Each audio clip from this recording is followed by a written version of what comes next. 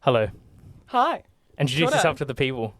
My name is Te Ohorere Williams. I am 23 and a soprano, and I'm a singer in the world. And a student And a student doing your master's doing degree. my master's at the University of Auckland, Very which good. is very fun. Very, very good. Honestly, I have it written down in my little notebook here. Yeah. When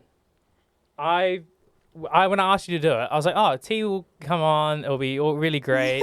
We'll just talk about whatever. But I was like, what do we even talk about? Because I feel like with the other people I've had on, there've been like specific things that we really wanted to talk about, James and like the jiu-jitsu thing. Yeah. Ben, which is like just music. Yeah. And then Angus as well, like their travels and like MIQ and stuff. That was kind of like what that was all about, which was like really great. Love that.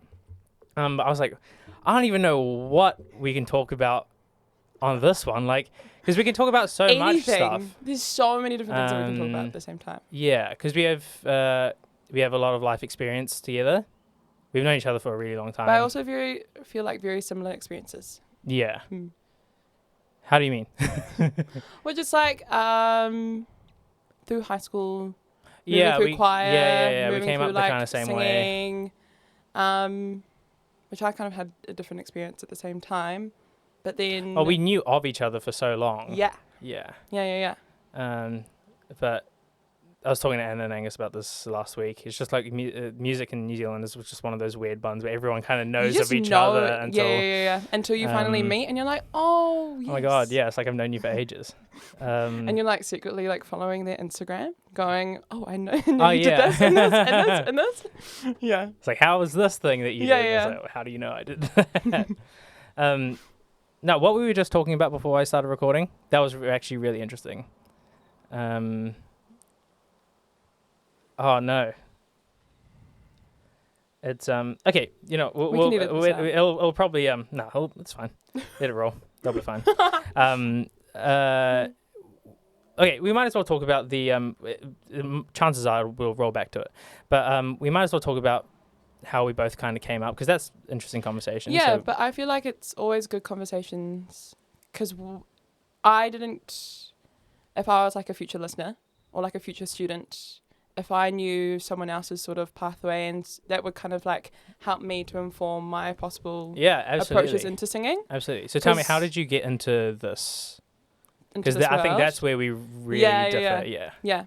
So in my whole sort of like, if we break it down from childhood, I was always born into a family of like entertainers, performers, and I didn't really think about it as being that was just like my normal.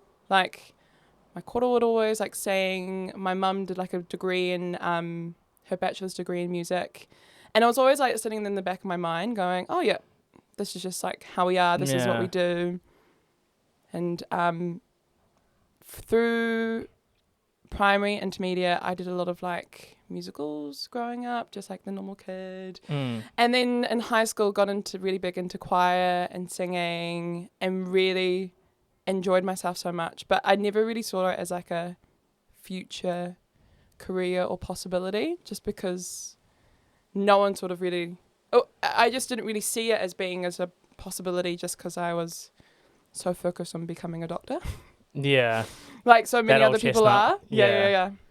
But I also think it's one of those weird ones, and I think a lot of people struggle with it outside of high school because they're just not conscious of it.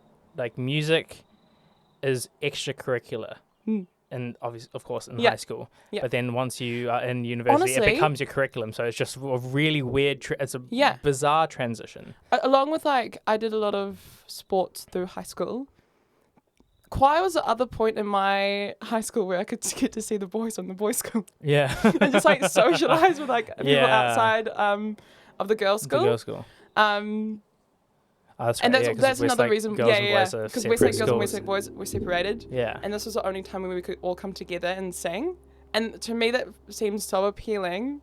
One, because of the boys, but two, like having such a rich, big sound. I remember the first rehearsal when I had like we were all together, and feeling like this wave of sound come over me. I was like, whoa. Nuts. It is nuts though. Well, the first time. Like, you know that feeling, and you just feel well, like the ground I don't know that shaking? because I've sung in SATB choirs since not since I've come up. Like I started pretty late compared to everyone else, but Well, that's the thing. So did I. yeah. Like, I didn't really think my singing could progress until I started taking music, and I really started enjoying that, and then getting singing lessons by myself and trying to progress even further. So how did it work? How did it work at Westlake? So you did you do singing before you went to high school, or not at all? Yeah. Well, like and like the extra sort of musicals that I did outside of school. Yeah. But that's it. That was it. Yeah. That was it. And like just at home with my family, and like quarter playing the guitar. That was kind of it. And then when I got into choir and things like that in year 11, they were like, you must have singing lessons, and I was like, oh, okay.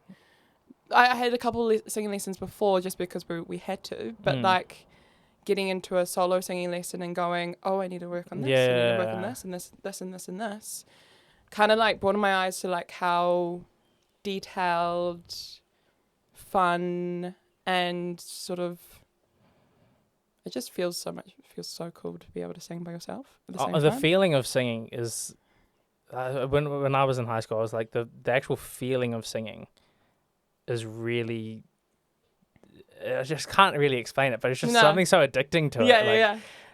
That's like whenever someone asks me like, why are you doing this? Yeah.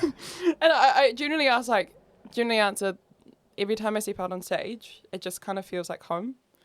Yeah. Like, do you know what I mean? Everything just kind of goes away, or I have it written down in here as well. Like this last performance that I did at New Zealand Opera School, I had so many like feelings built up. Yeah.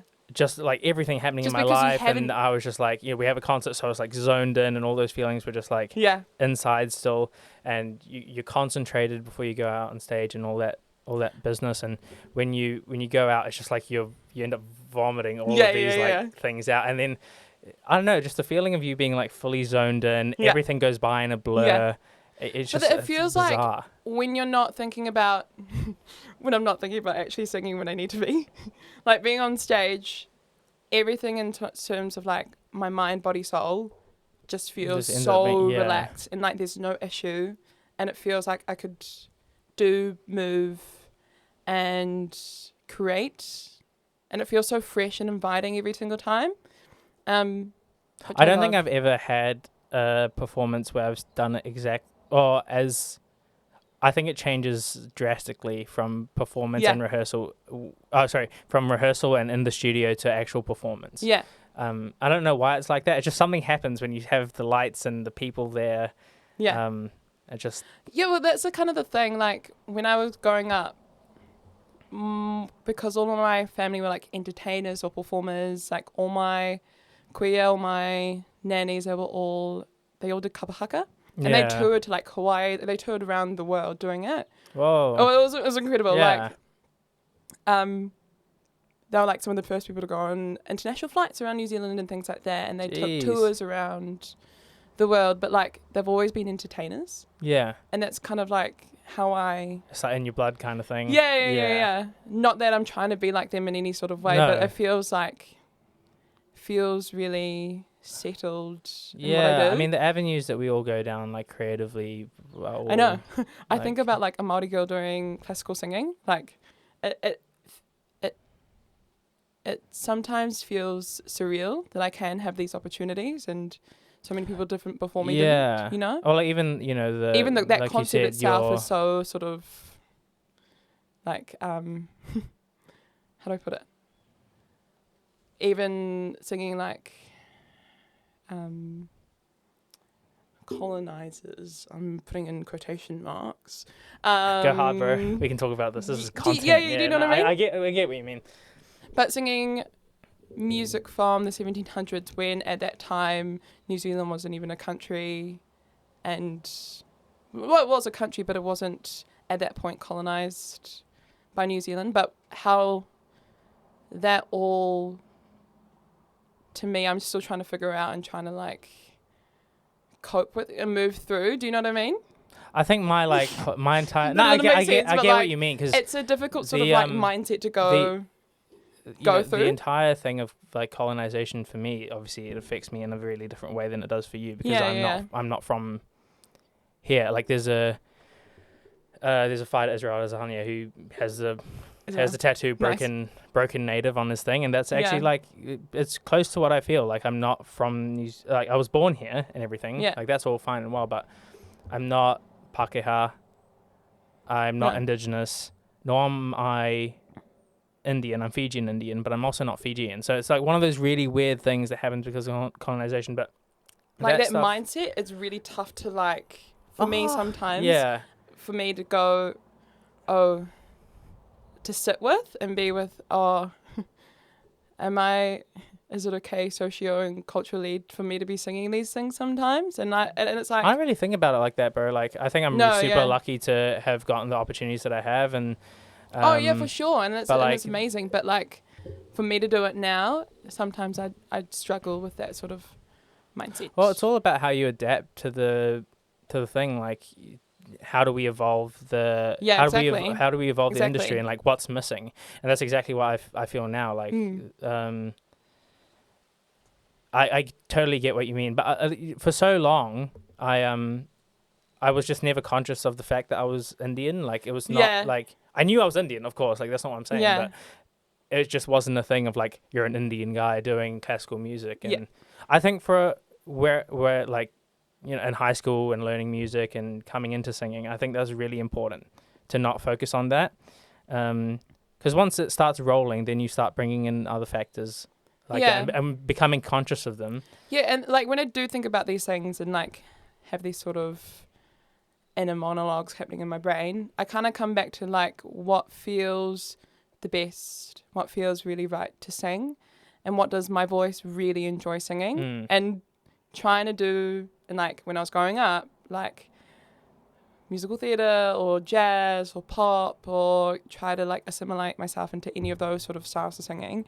And never ever worked until I found this sort of singing that we're doing, especially with like in choir. I was like, I actually really enjoy singing these sorts of music, even though they were made 500 years ago. It feels really right in my voice just to move the voice in that way. Well, there's something I can't really, not necessarily in the choir context, but opera, because that's what we're doing recently. Yeah. That's recent to us. Like for something, like for me, it just feels so visceral. Yeah. Like, and that's really nice, because all you're doing is just shouting. Really, that sounds nice, but it's there's something about controlled shouting that's quite and it doesn't therapeutic. Feel at the same time controlled. Like no. It's one of those scary things where it just is not controlled, but it should be. But it's also not. It shouldn't be. But it's a crazy thing. But those those questions that you ask yourself, how do you think you'd want to conclude them? You know what I mean? Like, where do you think you see your for sure. evolution in music, and what do you think you want to get from? Yeah, what would you like to get from classical music? Like, do you see yourself changing the way you look at it? Have you changed the way you look at it? Yeah, for sure. I don't really put it into a box of it just being like classical music, you know? It's just a form and a type of a way of this sort of singing that we do, and then performing that sort of singing within these big works, whatever work they are, you know, and you can just bridge them under the name of opera, as it's so easy to let people know that it is opera, but like it's, do you know what I mean? I was having this conversation with Emmanuel. Yeah. And I was like, I've realized that a lot of us like telling stories. Like that's our that's our avenue. You know what I mean?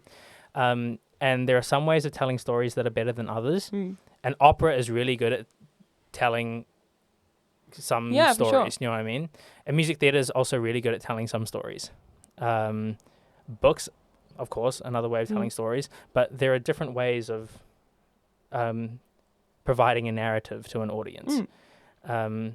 I personally like opera. I like singing it, and that's the feel that's how I feel I can say something about myself to the world.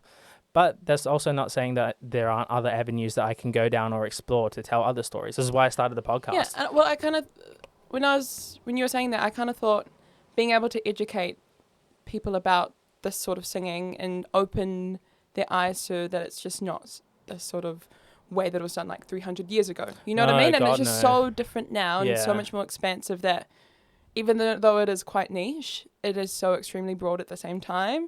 And I think opening people's eyes to it, that it's not only just this way of doing things. It's not just this sort of like old rhetoric of singing and doing and performing. No, it's developed so much. That it's just it is performing at this stage, you know? And I think our generation has a lot to do with the evolution of this is, like our specific generation. There's so many young people, and I feel like I see it, like all the people coming into uni. Like every single year, there's just more and more and more singers who are like do you winning feel, and wanting. though, this might be like a hot take, but do you? That's fine though. It's not that deep, guys. Relax.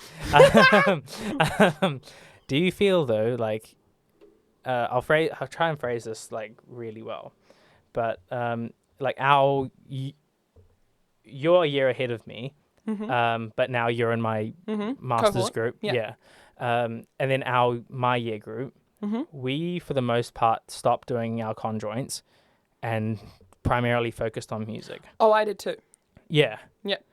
And I feel like the younger generations coming into uni, I'm not saying they're not committed to music, but I feel like from what I've heard and what I've seen, is that they're actually happy doing the conjoints and. Yeah. I'm not saying that's a bad thing at all. I'm just saying that there's quite a bit different. Flow and change. Because I found it pretty early on that I was like, I don't want to do this. I was talking about it on the other episodes. I was like, I don't want to do the. Well, it took me 2 years for me to figure out that. Because I only really did law as a as a backup for me not doing so being many a people doctor, do, you know. Yeah. And I didn't realize I would get in until I did. Yeah. And I was like, whoa. This is pretty cool. Let me just go for it for another little wee while. There's some aspects that I completely enjoyed, but my heart was never in it. And my heart fully 100% was like in music. And ever since then, and ever like before then, I've only seen my trajectory be within music. And that's why I stopped. Was there something that happened to you? Like, I like to call them light bulb moments. That's just my like little phrase for them. Like, was there a moment? Oh, public law exam. Oh, yeah. That was the one. I sat down. I remember coming from Rotorua, New Zealand area. Yeah. And then studying in the car on the way back going, what am I doing? And I had to miss the final, of like hearing everyone sing because I had an exam that next morning at 9 a.m. I remember walking into the exam and sitting down, looking at whatever was in front of me and going, this is not what I want to do for the rest of my life. Yeah. There's something I think really. I've had many different light bulb moments you have to. Like, I would like to talk about them, by the way, because I think there are some light bulb moments that think, especially in music. Let's just talk about music. There are some light bulb moments that think you're going to go down one avenue of music, and then there's another one that's like, actually no, I want to go down this way. Like, I had that with choirs. I thought I was going to be like a choral tenor. Same. You thought you were going to be a choral tenor choral too? Tenor, yeah. Cool. Yeah, nice. No. Well, at that point I was singing alto. Yeah. And I didn't really know until I got out of high school that that was not my voice type at all. And it took me a long time for me to switch brain and go, oh, I can actually sing high. Yeah. Oh, can I? No, I can't. Yes, I can. You know what I mean? That all of that sort of like inner monologue. But it was there was a moment over the summer before I went into uni, right, that I was like choosing, do I go into mid? Do I go into law music? Do I go into mid? Do I go into law music? And it was that, I don't know, I think I just had a conversation with like my singing teacher and then a couple other teachers at high school going, can I really do this? Can I actually do it?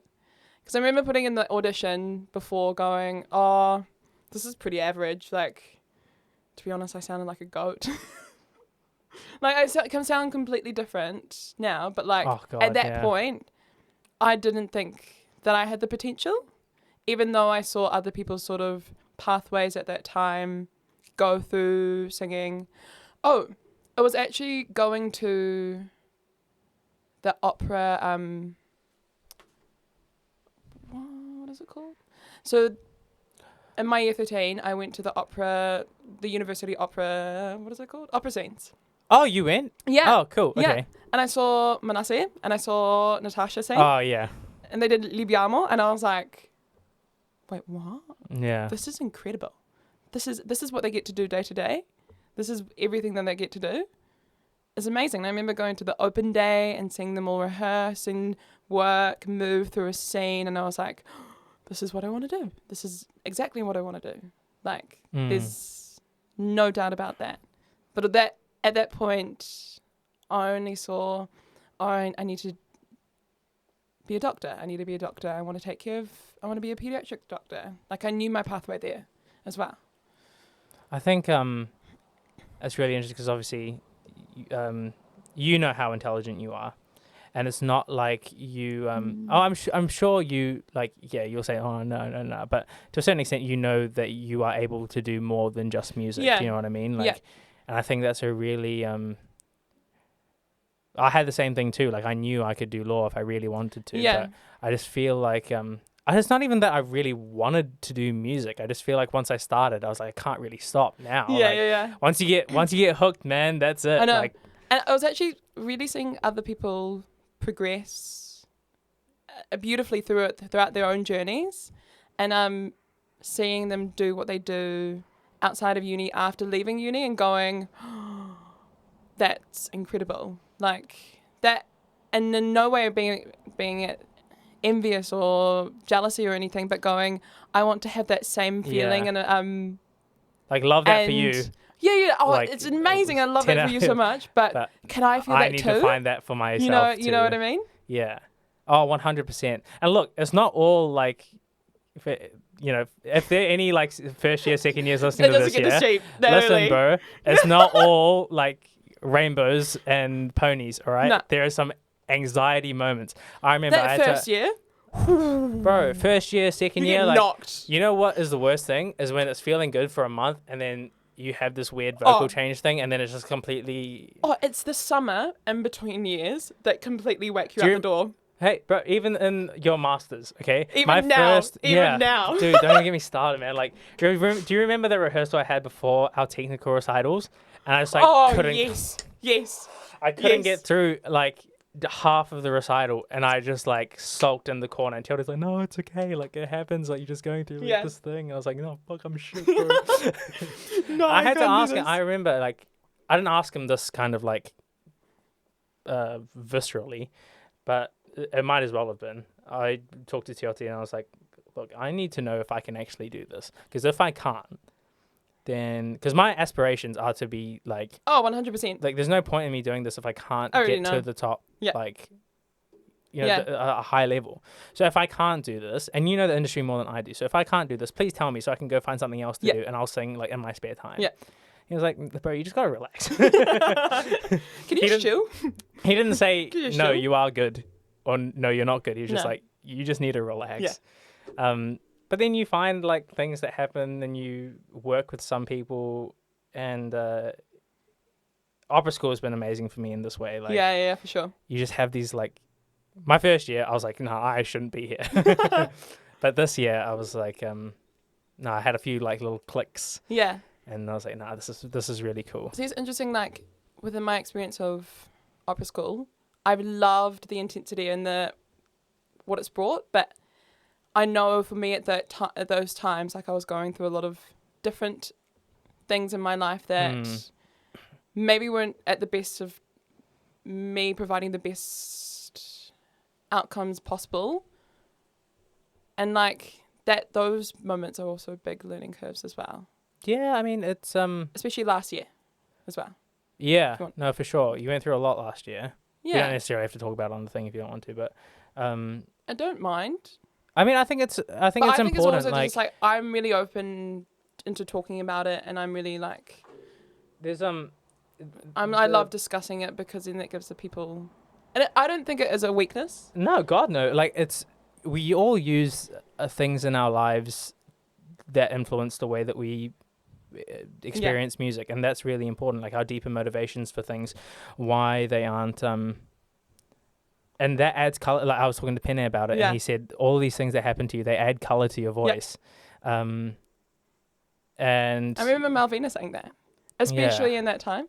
Okay, I'll give a bit of context. Go. So last time we were at opera school, it started at like the 3rd like of right January. After New Year's. Right after New Year's. However, the week before that, I think it was like a couple of weeks before that, on mid-December, my koro passed away. So, and that emotionally for me brought up a whole lot of like new emotions, difficult emotions, kind of like opening this massive wound. And I kind of, a good analogy for it was, this is a bit visceral, but you're on a surgical table and someone's about to do surgery on you, and they open up your heart and your chest, and they can see your heart, but then like and you wake up, but like the whole of the surgical team just leaves. They're not there, and you're sitting there going, what? You what? What? Yeah. And it's like all this like rush of emotion just comes out, and you're like, oh, what do I do with it? And I never closed it. Like, and that's the key thing here. Like, going into opera school, I kind of just put on that sort of mask and facade of going, yeah, this will be really beneficial for me because I can get out of my head, I can go and sing, have this beautiful time, and be able to perform again, and I'll feel okay. This will be myself, like, just kind of put it away in the box and and just like compartmentalizing it for a second, which never really is a good thing. No, especially not at opera school. It's too intense.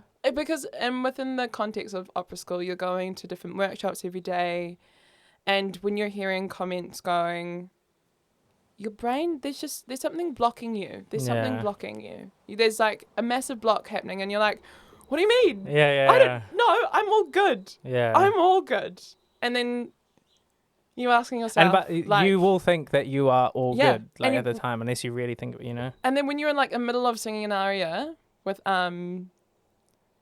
like, I remember I was in the middle of a workshop with the beautiful Jackie and Kararaina, and they were just like, has something happened in the past 2 weeks? And I was like, well, my koro died. And they were like, what? Oh, yeah. And I just like burst into tears, and I was like, I didn't realize it was affecting me this so much. And then after that point, kind of working through that, like slowly but surely, like going, oh, yeah, I do actually feel this way, and not actually kind of pitying myself so much. Like I was able to move through, perform, I'm not saying the best of my ability, but like at a really sort of, I was really proud of myself, coming out of it and going, yo, I'm actually really proud of like what I was able to do, what I was able to sing, and then move from that, and then go and heal myself after that.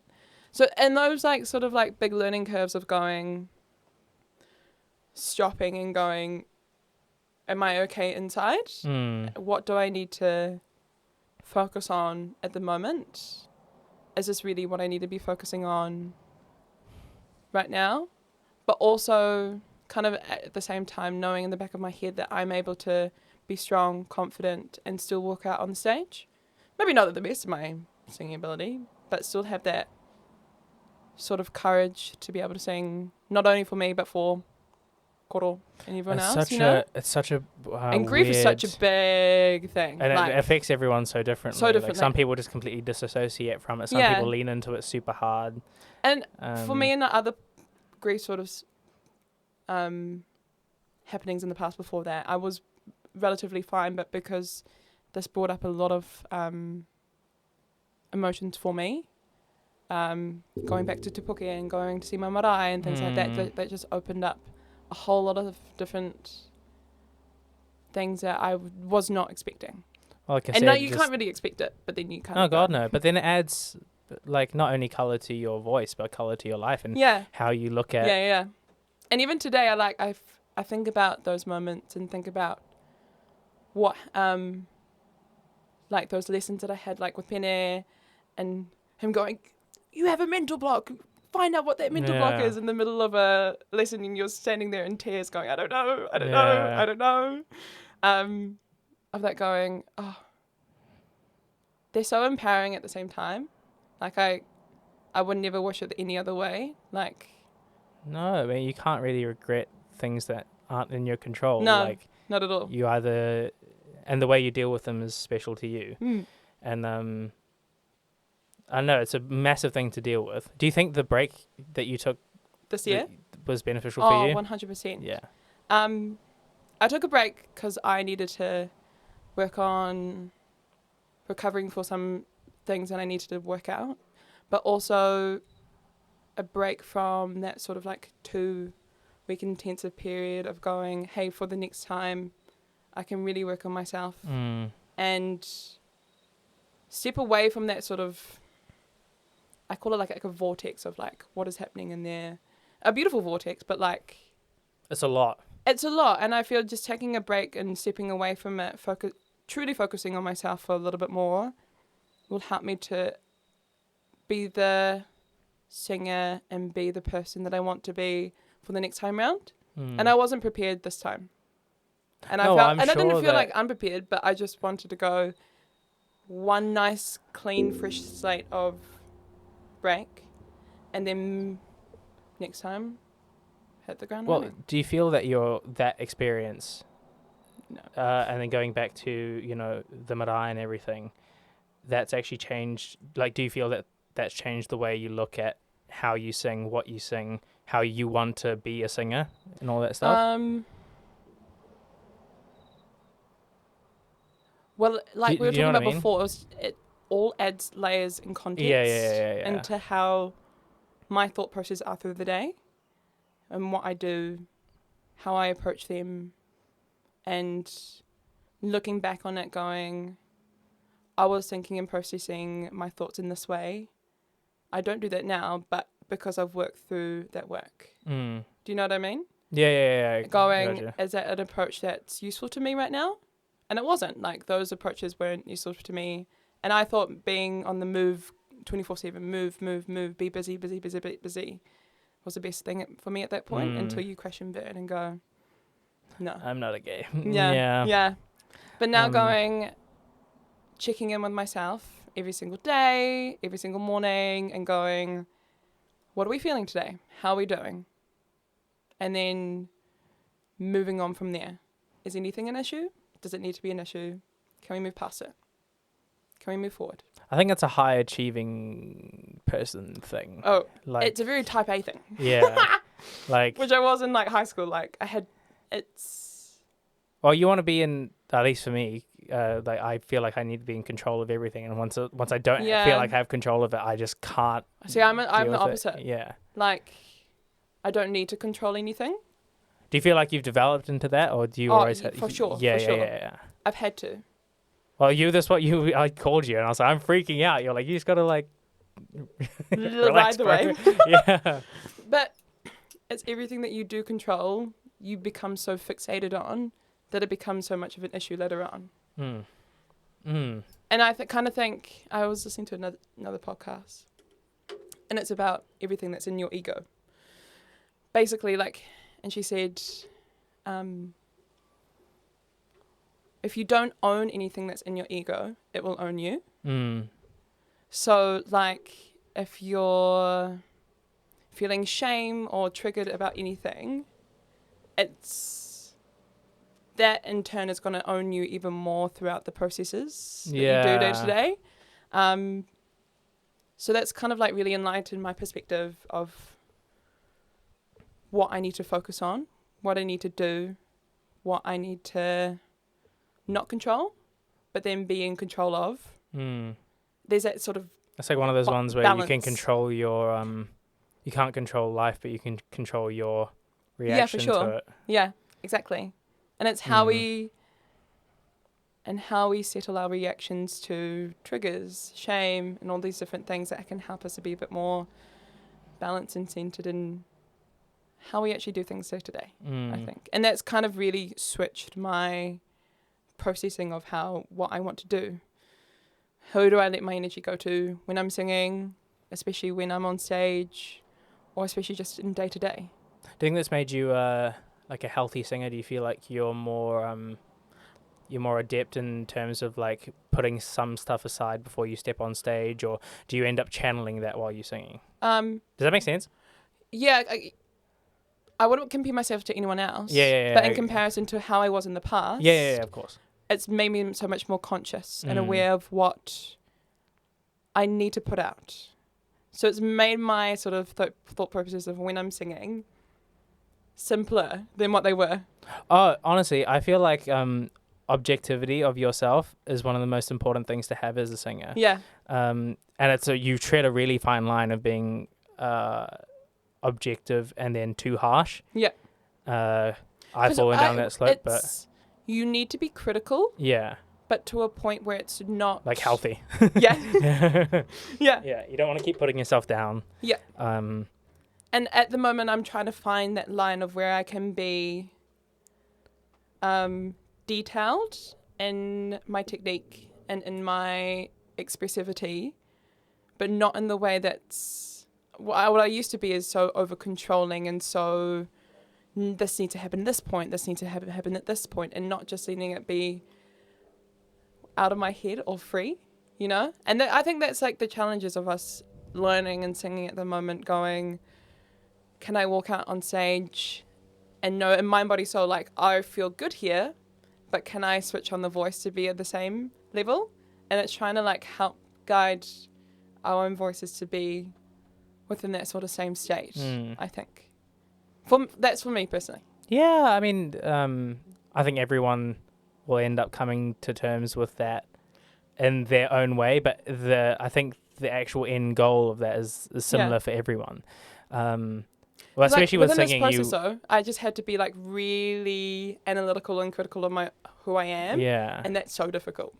But like, I think once you move through it and once you get a taste you're of only it, like what 23. Oh yeah, I know, but like doing this work now, I'd rather be doing it now than when I'm 10 years later, you know. Yeah, and I feel like it's a great way of finding like your true sort of authentic self.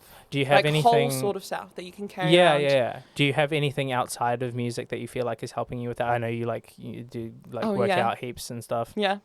How does that? Because that affects me in a certain way. Yeah.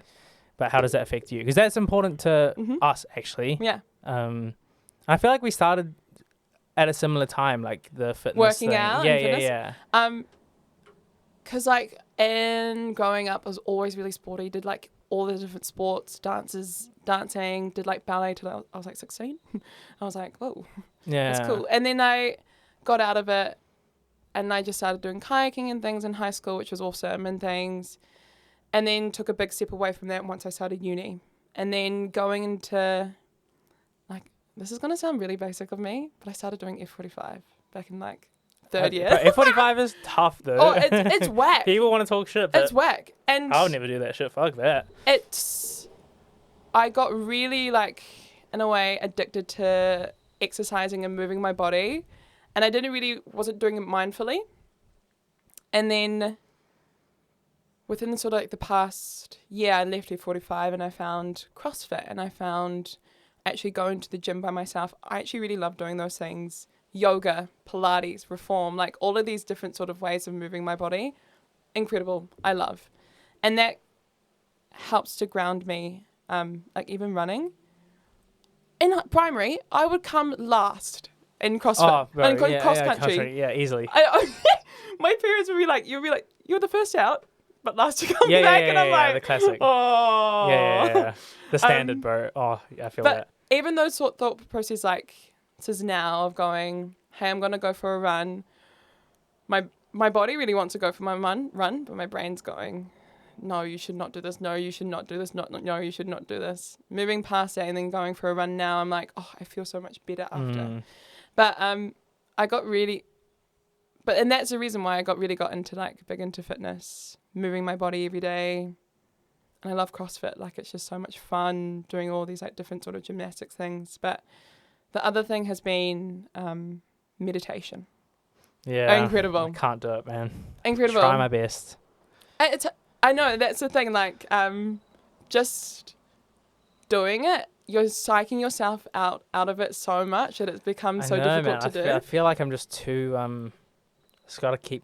I can't just sit still. Yeah. Or like I don't know. Maybe it's just one of those weird. But like, why do you do mental that? things? That's the I thing. don't know, I think it's one of those weird mental things that I have where it's just like this is gonna sound a lot deeper than I'm meaning it to be, but I feel like I don't necessarily like deserve to sit still. Do you know what I mean? Like I have to but keep then you working. need to bring into that deservingness into yourself. You know that you do deserve. But like, you just have to rewire those and that's what I'm meaning like before, rewiring different sort of approaches and thought processes and perspectives of what we do. Like I was the same before. Like I wanted to move 24/7, do my exercise, do some work, and not really have sort of a conscious awareness to what I was doing. But realizing why I wasn't being so conscious and aware kind of like opened me up into what I do. So like every morning, whenever I wake up, I sit myself down, and just in the dark, and like I just sit for 20 minutes by myself, and that's my meditation. Like it's not even guided. On paper, it sounds so simple. Yeah. Just to like. But honestly, if you've never done it yet, it's so hard. Like, especially if you're my type of personality, you're just like super high strung. Yeah. Oh my God, I can't think of anything like more difficult. Like going to the gym is easy. Going to jiu-jitsu is super easy because you're constantly moving. And you'll get and that's the thing, gratification out of it. Like the constant move is so nice and so good. But sitting still and feel like going, I have to like move through and let go all the thought processes that are happening within those 20 minutes until I find some sort of calm, peace and quiet. And embracing that sort of like intense, hectic thoughts in your brain going over and going like, oh, what am I going to make for dinner tonight? Oh, I've got Pilates at this time, so I need to leave at this time, and I need to do this and this and this and this. And then going, whoa, that was a lot. And just sitting still with it and going, do I need to be thinking about these things right now? Can I just sit here and still in quietness? How do you think that's... So when did you start doing the whole meditation? In lockdown. Thing? Yeah. Yeah. So my I'm working for my auntie at the moment, and she her business did a feature on one of these meditation groups and the founder. And I was like, oh, this is cool. And it was similar to some other things that I've been doing in the past with like guided meditations and all of that sort of stuff. But this was completely new and completely different, and I really wanted to see what it was like. Explore that. Honestly, the first one, it was a half an hour meditation. For the first 15 minutes, she talked to us into this like sort of what we're going to do, how we're going to process, and why we're thinking about a lot of the things that we've talked about before. And then she'll be like, now we're going to sit in silence all together for 15 minutes. And the first time I was like, are you joking? Yeah. Are you kidding me? I can't do this. And after 5 minutes, I keep like looking up going, are we done? Are we done? Yeah. Are we done? And at the end of it, she was like, in that process, did you stay silent? Did you stay quiet the whole time?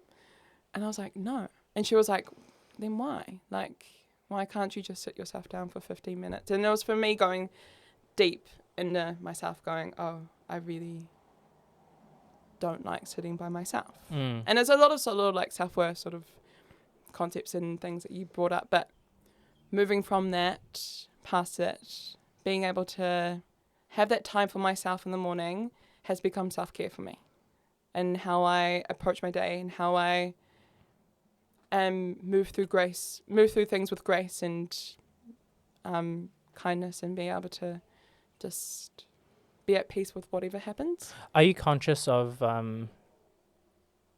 are you conscious now that you are able to deal with things in a way that's more evolved than you were previous? Like, say something bad happens to you now, or somebody pisses you off. Yeah. Are you exactly. able to? Do you feel like you're conscious of you're able to deal with that in a Because of my healthier way for meditation, you? for sure. Yeah. I wouldn't be able to do that like a year ago. But now, because of being able to think what my thoughts are, see what my conscious, subconscious, and unconscious parts of my brain are doing, and going, do I need to react to an issue or anything in a overly volatile way? Do you know what I mean? Yeah. Yeah, I get you. Do you But feel like in the past, I may have reacted in some way, and that's completely valid and fine. But now I know that I can move through something and still find like strength. It's difficult to I get what you explain. mean. Do you know what I mean? Yeah. It's you end up being more Well, just conscious of like what I say, what I do, and because words are so powerful, and I kind of figured that out within law. But using dude, yeah. yeah, you know what I mean. But being able to support people, other people in different situations, being able to support myself, emotionally and physically through different like things now is just so much more easier. I feel like I've come to a similar conclusion, just in a different way. Like, I've thought about a lot of things, particularly like my relationships with people. And yeah, you're so right. Like, words are really powerful. And I really try and differentiate when I say things about people. Like, if I say that I don't like someone, I'm not saying that they're a bad person. I'm saying that I don't like them. And I really make that difference, because I'm not saying I'm like the moral arbiter of anything. I know that I have my flaws, and just the way that my experiences, the way I grew up, who I am as a person, and this person, we obviously don't gel. That's cool. Yeah, you're not a bad person. It's the same thing with I hate the word hate, and only use it very, very like me too. I don't just say I hate someone. That hate is such a like intense word for me. And I don't just go out and give that to anyone, because their energy is the energy of that word itself, for that other person, it may not seem to you in that right moment, but to the other person carries a lot. It's an intense. So, it's being able to like move through those sort of moments and go, like, is this something that it's really important? Yeah. Is it something that's really focusing, or is it something that like is it within my ego, Yeah. And 100%. Yeah. Oh, absolutely. And because I moved through like this program alongside like all of the meditation things of going through, it was a lot to do with like neuroscience and psychology and neuroplasticity and like all of these sort of different things, and how we can like rewire ourselves and why we are functioning at the moment, which is all quite a lot. And I know that's probably a lot for this podcast. No, that's totally true. Like everything is important. Yeah, exactly. And once you think that something's... But growing up, but before that, I had no idea that there was like a reason of why I did so many different things. And now it's opened my eyes. And I love to share this knowledge for someone else to go and look at and be like, oh, can I also rewire the processes that I do every single day? Yeah. And actually a lot of it has come down to like intergenerational things that have come through in my family, and being able to work through that, acknowledge it, associate it, see its association with what I do day to day, and then moving past it has helped me to be a better person for myself, to show up for myself, but I hope for other people as well. I think it just comes down, like, at least for me, like, it all comes down to like objectivity. Like, I know what I need. Or like, but also subjectivity at the same time for other people. Yeah. But I can't. I'm sure like you would agree with this. I at a certain point can't control what other people think of me. Yeah, no. And look, I'm not out here to piss anyone off. No. That's not my intention. Like, I love everyone. Like, if I say that I don't like you, but you come to me like, Sid, I really need some help, I will help you. Yeah, for sure. I mean? Like, it's not in my nature to be like, fuck off. No, yeah. I was going somewhere with that. What did you say before? I've completely lost it. I don't. Objectivity. Well, like intergenerational things? Yeah. So, like, especially with my kind of like family situation, my immediate family, we're really close. I love my family. My grandparents on my mum's side, talk to them all the time. But on my dad's side, we don't really see them as much.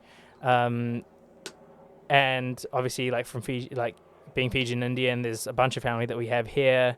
There's family all scattered all over, like Canada, Australia, all that kind of thing. And I think I'm becoming more conscious now of what I need from my family, and the kind of culture that I come from. And especially with what I do, it's just so different. Oh yeah. And I think for a long time, I tried to disassociate myself from my culture to be really into the classical music thing. And I've realized now that I should actually celebrate it and evolve the culture. Yeah. And I think that's become a more healthier... well, because like what we were talking about before in terms of the cultural my sort of cultural disparity between being a Māori person and then singing all of these sort of songs that were written by white men back in the past is such a big sort of like conflict in my mind. But like it just makes me want to, because I'm not fluent in Te Reo Māori, even though I wish to be. I want to be immersed. I want to give back, because I know that before me, my family weren't given the same sort of opportunities as others who have been immersed. And I've, not in my fault of my own, but because of what's happened in the past, I'm now in a position, very privileged position as well, of looking back and going, oh, I really want to deepen my connection. Like, I want to be able to speak in Te Reo Māori, like, day to day to my sister and to, like, other members of my family, but I can't. And I find, like, throughout uni in the first couple of years, I pushed it away so much because it's too, like, I say the word like mamai, which means hurt. Like, it's too mamai for me to go into, just because of what happened in the past and things like that. And I can't like blame myself or anything, but but I want to be able to connect. I want to, especially when I want to go overseas someday, like I want to be able to bring this connection with me overseas and bring like what I know of my past to other people when I entertain and when I sing and when I perform, you know? It's a really, it affects everyone differently, that process. Like for me, it's a really different thing. But it comes with the same energy. Like I've realized now that... Yeah. And to be honest, like I've got to give a massive shout out, Ella Ewan. She was the one that put me on this. And our conversation completely changed it. I don't even know if she'll remember. But she was just like, I don't know why you don't embrace, talk about being Indian or like, your culture and everything like that. You should celebrate it, bro. Like it's interesting. And I was like, oh, yeah, whatever, bro. Like, again, it was one of those things where I didn't think about being Indian. Like, it's not a big deal for me. Yeah. Like, I went there, like, I'm just no different to everyone else. You know what I mean? But, and like, I'm no different to anyone else. I'm still like Sid, but I've started embracing or like acknowledging where I come from and the fact that my parents are immigrants here. My religious upbringing, all that stuff, I've started to celebrate it a lot more. And I feel like, I'm sure you do too, we feel like we have a certain responsibility. Yeah. Oh, no, totally. Well, especially because being in our position, like we can, when we go overseas, like I was saying before, like take it around. Yeah. And it's hard because like when I was in high school, I love being there. I love being Māori, but I didn't really know what it meant to be Māori until I got into uni and seeing some of like my role models embracing it so much that I became so ashamed of it, of being like, am I Māori? Am I not Māori? Even though I completely am, 100%, no doubt about it. But being ashamed of not knowing, like that was a big... Like, do you have the clout kind of thing? You're Māori. Yeah, no, I get... You know what I mean? You just got the image, but you're not... Yeah, like you've got the title of being... You're a Māori soprano.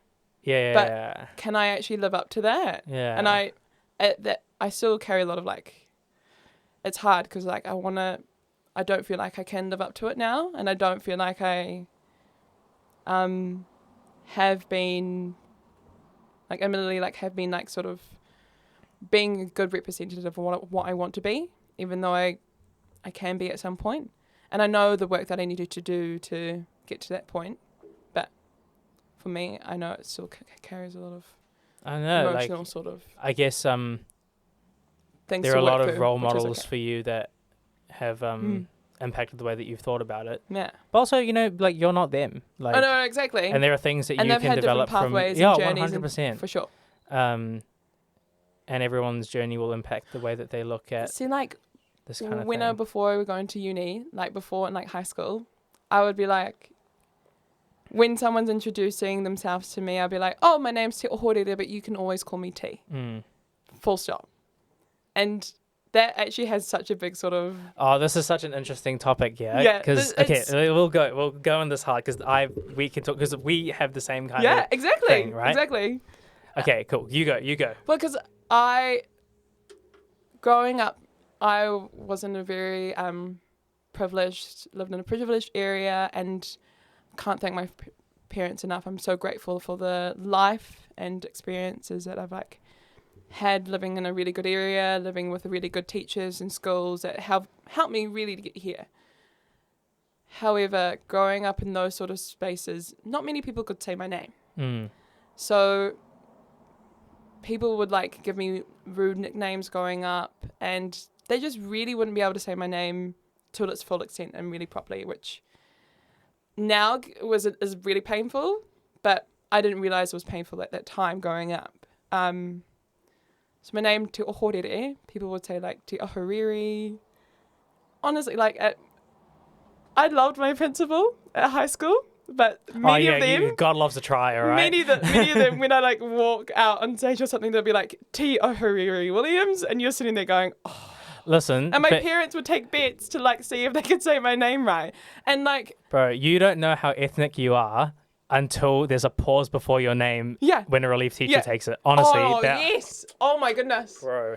That made me feel Indian every time. And you're waiting for it. And you're waiting for that because you know where your name sits on the roll of them going, yes, my name's Te Ohorere, but you can call me T. And it's like I carried a lot of shame with it because like I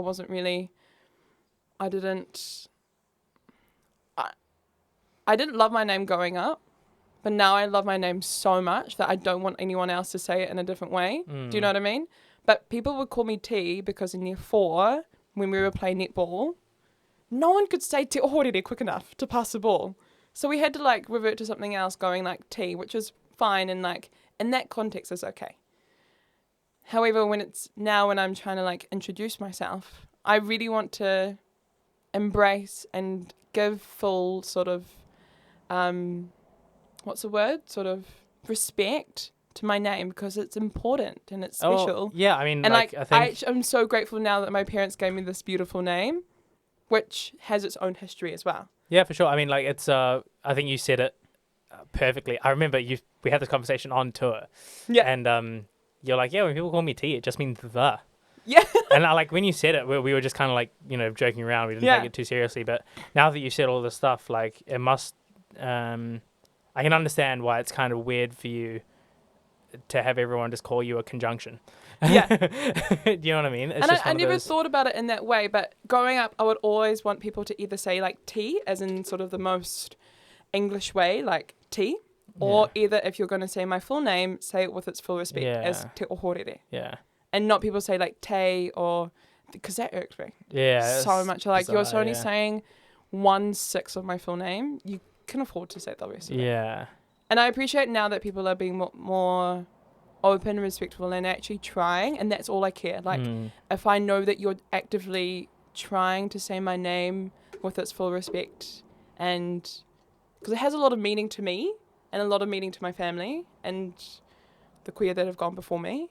So, like, I want to be able to carry it with the same respect now and forevermore, but it's hard when people want to call you some other name. Like, they just don't want to even try, and that can be disheartening at times. My, you know, I grew up for a long time, and it's only just recently where I've decided to, well, not decided, it's been made clear to me that your name is really important because, like in my culture, my parents didn't give me my name. How it works is, and I'm sure my parents won't mind me talking about this, I think it's really important because it it's my culture. But the way that works is you go see the priest, and the priest does all of your like astrology. Oh, awesome. Yeah. I love that. But it's not like these Snapchat, like your rising shit. Yeah. This is legit business. Centuries old. Yeah. Yeah. And I do know my sun, moon, and rising, by the way. I have no idea what it is, bro. But anyway, that's whack of me to say. they take the they take all of that stuff, and they find the name that associates and perfectly in that sort of time and space. And that's the reason why I don't have a middle name either. Like Indian men don't have middle names. Right. I guess it's from where you are in See, India. But my middle name is such a good discussion as well. What is your middle name? Ngawaiata. Oh, of course, yeah. It's yeah. Bridges the gaps between like everything.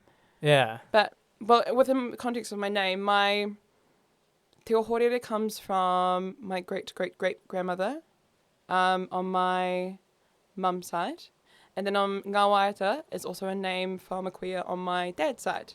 So my parents wanted to give me a name from each side of the family, and Ngawaiata just so happened to be Ngawaiata. Like they didn't really think about anything from it, but the fact that that does mean the songs like is incredible. And I didn't really like. It's not something that I was consciously like aware of, like growing up, and now moving into this, I'm like, oh. Bro, I'm into all of that woo-woo yeah, shit. I know, I love the woo-woo. So, yeah, you have to. You have to. It's all kind of crazy how it happens. But I don't know, like in that same way, the like how you were saying, the respect of your name, it's important for people to call you by your full name. In the context of your name, I think it's also like really important to not be called a conjunction. But also for like anyone else, right? Like, for sure. I mean, like when we see someone else's English name, it's relatively easy to say. They wouldn't have the same experiences as us, but you know what I mean? Yeah, but there is no like deeper thing for people to call me by my full name. Like when people call me Sid, it's actually heartwarming, like right? It's totally cool. Like that is also my name, but also like the meaning of my name and how it's all kind of come about. What does your like name mean? So my name is Siddharth, and for people who don't know, that's the name of like the first Buddha. So like No, remember you telling us. Well, there are Buddhas before that, but like the one that is kind of like created Buddhism and everything, that's his name. So like when I was thinking about it, like, do I really want to go like balls to the wall, like trying to make people say my name? I was like, actually, like, let's think about where the name comes from. It's all about like yourself, like your own personal divinity and all that kind of thing. So actually, I'm totally chill with other people calling me Sid. Like that has its own meaning.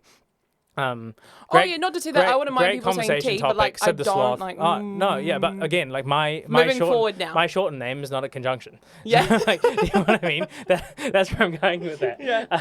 But like I'm totally all good with people calling me Sid. Determinate. Sorry? Is that the one? What? Determine. No. If Gregory listens to this, I paid Determiner. attention. Determine. Is it determiner? Determiner. Something starting with a D. I'm so. Have I been calling a conjunction all this time and it's not a conjunction? Yeah, because a conjunction joins two words together, like with. Oh my god. Oh, I could get this so wrong. I'm sure it's a determiner. I change it, yeah? It's a determiner. No, it is a determiner because it's the surprise. Yeah. Oh my god, people are going to be listening to this like it's not a fucking conjunction, you moron. It's a determiner. It is a determiner. People are going to listen to this Sid, why do you call it a conjunction? Or is it, I don't know. I'm sure it's a determiner. I don't know. Scott will probably listen to this, he'll know. Whoops, sorry. I apologize. What was I going to say? Yeah, but like how Sid is not a T and Sid that. Well, yeah, the meanings are completely different, I'm totally all good with people calling me Sid. Some people call me by my full name, like my friend Amelia calls me by my full name, and awesome. She says it right enough. Like my parents say it, but I think it also just comes down to the intention. Oh, absolutely, It just fully comes down to the intention. And she says it, and I'm like, I don't know. I feel like so like safe when she says. I don't know. It's a really bizarre thing. It's amazing. But like coming back to it, it just comes down to the intention. Like if I can see you really giving your all, oh, absolutely. Yeah. I love that. That warms my heart. But you completely like say it completely wrong. I just appreciate that you tried, and you like gave it your all, had a wonderful intention behind it. However, if you're just gonna come at it with like a half-ass fucking attempt, like then yeah, I'm just like this. Then it's like don't even try, bro. Like it's all good. Just say my short name, like it's chill. Then it's a bit of a disrespect, and I'm like, yeah, it's like I don't know. That's harsh. Yeah, I don't know, man. It's just a weird one. It's like just call me, just relax. Don't give yourself a fucking migraine, dude. Just call me by my short name. It's all right. It's all good, bro. Like. Interestingly enough, though, but people from internationally who speak different languages, such as like the languages that we learn in singing, like in the romantic languages, is that the one? Most other languages have the same vowels as in Māori, as in Te Reo Māori, so a, e, I, o, u. So it's much easier for them to say Te Ohorere. So in like high school, I had a lot of Korean friends who could say Te Ohorere beautifully because they knew the vowels. Yeah, from their own language. I can understand that. Yeah. Yeah. So I have like a lot of other friends around the world who know Italian, or people who I've met who speak German or Russian even, and they go, "Oh yeah, Te Ohorere is not a hard name." I must say, this was like a really bizarre out of body experience for me. At graduation, the lady that said all of our names, bro, she smashed my name, bro. It was amazing. She does so well. She obviously takes time to, and my name's got an SH at the beginning of it. Yeah. It's not Shidhart. Like, you know, when people read it, it's like, of course, like you can see SH. But the pronunciation of the S consonant itself. Yeah, no, the H is like a, I guess, I don't know. But she smashed it. I was like, whoa. And she obviously took time to go through all the names and make sure. There's that video. That's amazing. Did you watch a video of us walking across the stage? Yeah. I was cracking up because they got our names right. Yeah. I remember laughing across the stage and going, yes. There wasn't even the pause, bro. I was like, what is happening? Yes. Shout out. I'm pretty sure I was laughing because Teotihuaca was just obviously filming us walking across the stage. Insane. Oh, incredible. Oh yeah, man. It's so. I guess it's one of those ones where you just aren't conscious of it when you're older. Like I think I'm happy that I'm coming to terms with the stuff now at my age. I feel like I'm able to deal with it a lot more. For sure. If I was a little bit younger, I think I would have been more brash with the way I was dealing with it. Brain development and things like that. Oh, absolutely. Yeah. Yeah, I don't know, man. Like I have some thoughts about it, and I think especially when it comes to singing, like you said, colonizing music. Yeah. I want to give it a different term. Do you know what I mean? But I don't want to say, because that feels no. But it is what it is. Yeah, I mean, I don't know. Do you know what I mean? Yeah, I guess so. But it's I totally get where you're coming from.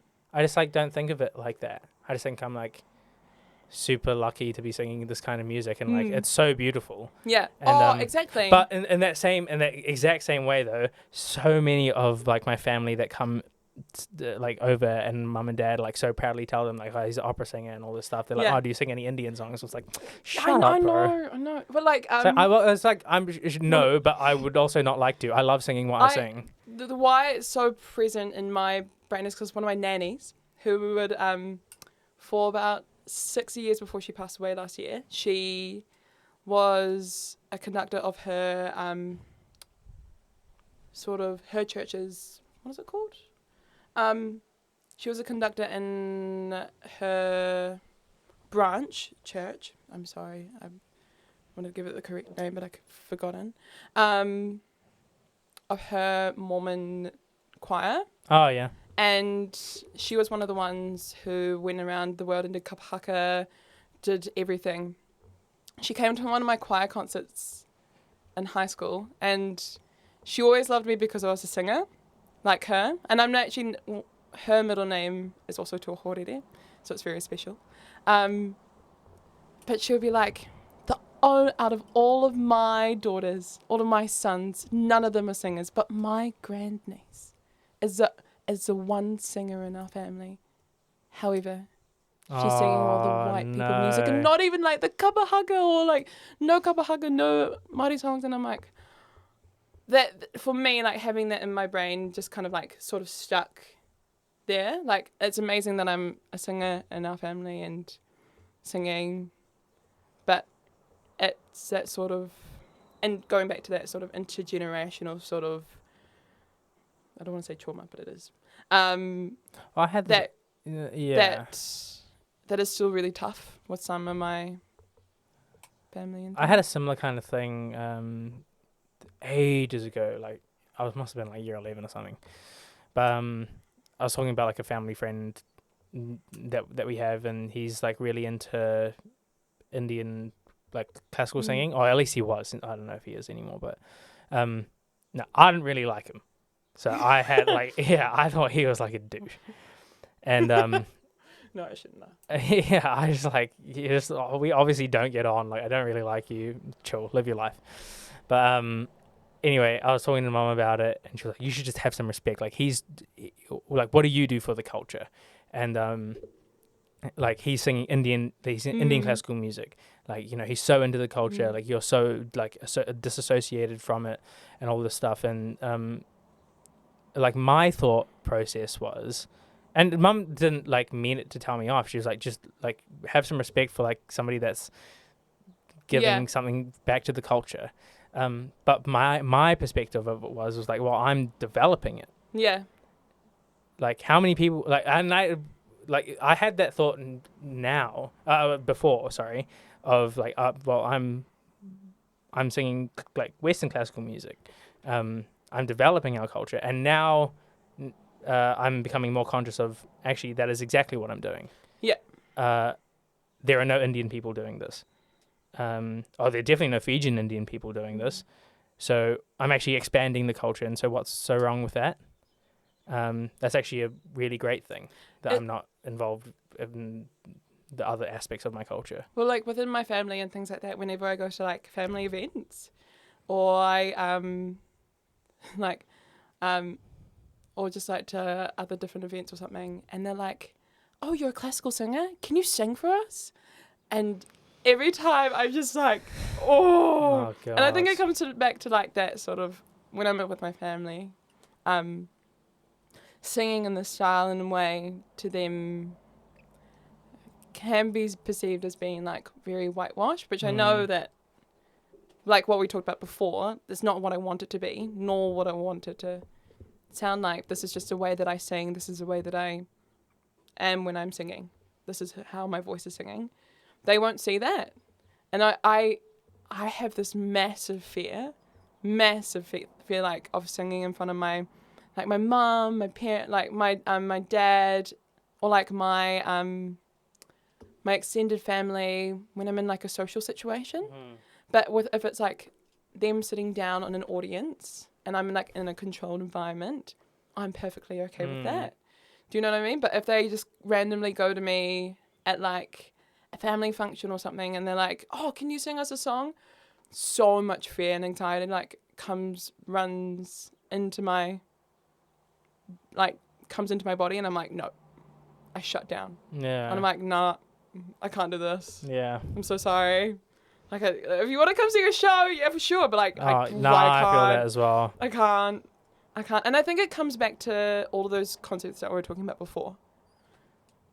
Yeah. Yeah, I have that with some families. And in a sort of like well. extended sort of way. Yeah. It's all kind of very abstract and very different for everyone. Yeah. But also, but I kind of see it as being all related. The ideas but like, are super similar. You, like, no, I mean, yeah, I think it's super abstract for everyone, but at the end of the day, the underlying themes are actually similar, if not the same. Yeah. I don't know, man. It's all really interesting stuff, and it all kind of will develop as we get older. Oh yeah, for sure. And also like what we want from the culture. There's plenty of stuff about my culture that I do not want to be fucking associated with, and I am more than happy to not be associated with it. But there are also beautiful things, and like you said earlier, like there are also beautiful things that when we go overseas and study and you know, potentially, hopefully, touch wood, perform, that we can give back and return and help progress our cultures and give back to what they need. Yeah, I was talking to do you know what I mean? Yeah, no, totally. I was talking to Kristen at opera school, and I was like, I feel like I have, we were saying, like, we have a responsibility, and my biggest fear is that and this is a really recent one, is that I'm maybe the first and that's really special, but I don't want to be the last.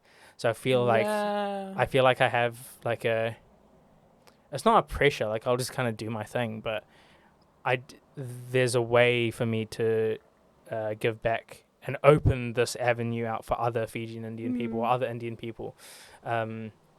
But I have to be successful. Because that's a major difference between you and I. Yeah. I had a lot of role models within the Māori sort of space that I could lean into and expand from and kind of see that this is a pathway, you know? But yeah, you know what I mean? Yeah. And that makes it so much hard. And I feel for you because it makes it so much harder for you, not just seeing, because you've obviously had role models, but not. Oh no, there's a difference between somebody. Do you know what I mean? Oh, 100%. Like, this is gonna sound so crude, but oh my god, it's like it's so in my mind about this particular topic. When there's a fighter, really famous fighter, everyone will know him, Conor Mcgregor. When he first got into the UFC, he said that, you know, he really struggled because he couldn't show that there was another Irish fighter in the UFC that will work to a level and could make it a career. And so I've kind of feel the same kind of thing. And you're paving your own journey and like you're spearheading your own sort of way down this track. Yeah. Yeah. And I've become more conscious. It's also another reason why I used to compare myself a lot to people like Manasseh, who's doing amazing things in the Met, like so many other people. Massive role model. Oh, huge, bro! He's smashing it, man. Extreme. Yeah, insane and beautiful voice as well. And obviously we went to high school together, and we're both tenors. So growing up, everyone was just like, "Oh, Sid, you're going to be like the next Manasseh," and all this kind of thing. Same for me with Natasha. Yeah, Wilson. exactly. Like same high school. Yeah. Singer, same singing teachers. Yeah. Same track. Yeah, but the more I think, I was like, okay, why am I not more like Manasseh if everyone's saying this? Well, actually, like Manasseh and I grew up really differently. Yeah. And that's okay. Like we have. But at the end of the day, we're such different people. Oh God, yeah. All of us. Yeah. And it's nice to have that someone to go from and role model to see and expand yourself and going, oh, this is a journey, this is a pathway, wonderful, awesome. But at the end of the day, you're still yourself. Yeah. You still have your own special qualities. Oh, absolutely. And you bring in everything that you grow up with into your which is why I hate being compared to anyone else at the same time. Oh, yeah, now I can't stand it. I'm my own same person, my one self. I can't stand it now. But like when it happened to me before, I was like, yo, I'm gassed. Like nothing's really good. Like calm. But now once you're older, once you start to find your voice. Yeah. You start what you sound like and what you feel and go, oh. Yeah, okay, so sweet. This is me. Like I should stop trying to sound like somebody else.